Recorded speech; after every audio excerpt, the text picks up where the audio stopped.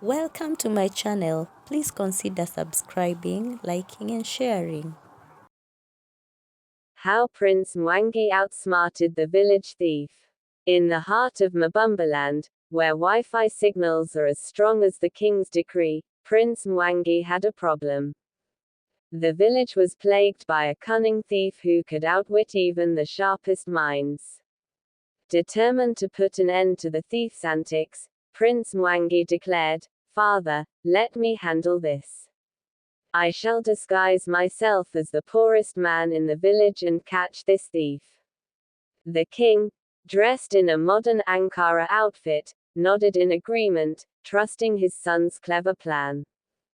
Prince Mwangi's disguise was flawless. He looked so poor that even the goats avoided him, fearing they might catch poverty. As he stumbled through the village, tripping over his own rags, the villagers couldn't help but laugh. "Who is this clumsy fellow?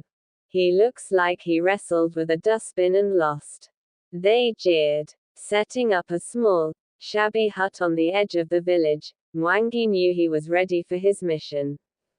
Before Wanja was caught, her antics had the whole village in stitches, and in tears.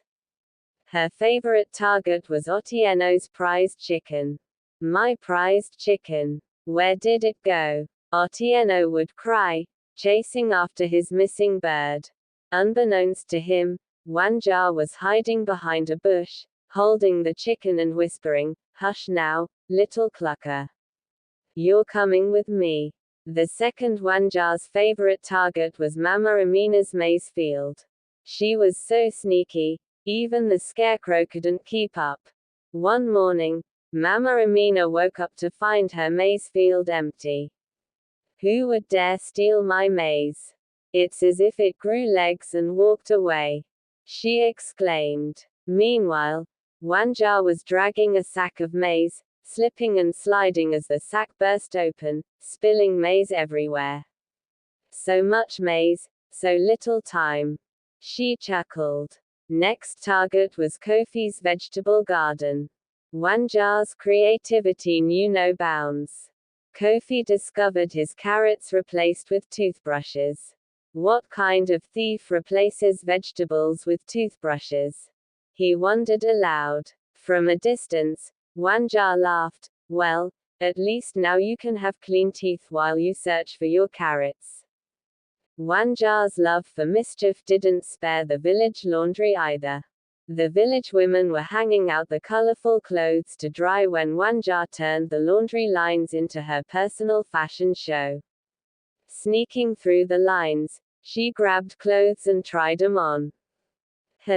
This dress suits me.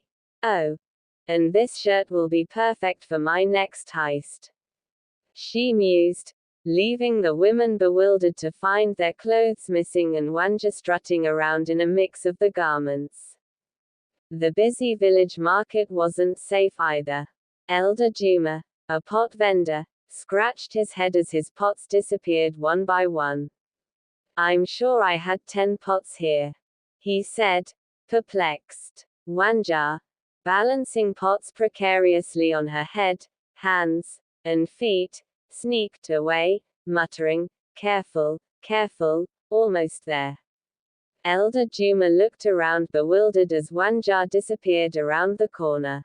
The villagers were desperate to catch the thief who had turned their lives upside down.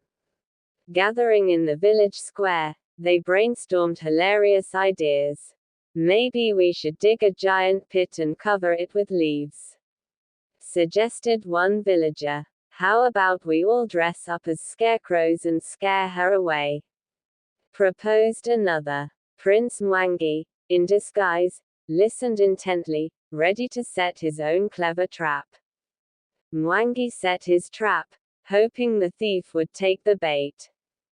He laid out a few shiny trinkets, knowing the thief couldn't resist.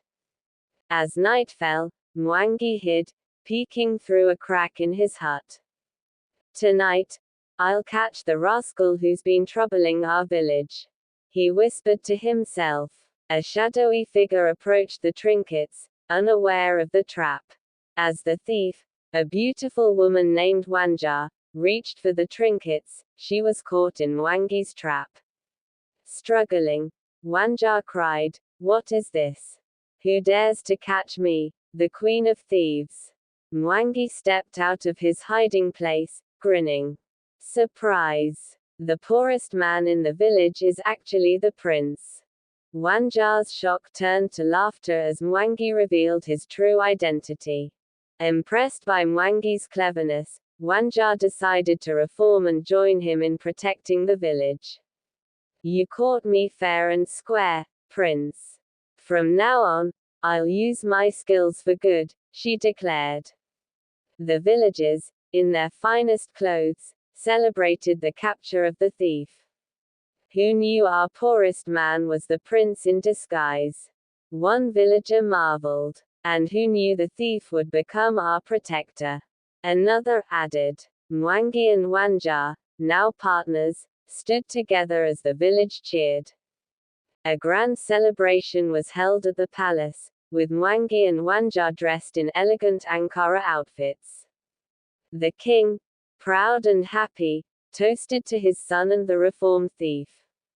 To Prince Mwangi and Wanja, "Long live Mabumbaland," he proclaimed. The villagers cheered, fireworks lighting up the sky. Prince Mwangi and Wanja became the villagers' dynamic duo, protecting their home with wit and laughter. And they all lived happily ever after, with a lot of laughter along the way. Subscribe to my channel for more tales and unforgettable stories.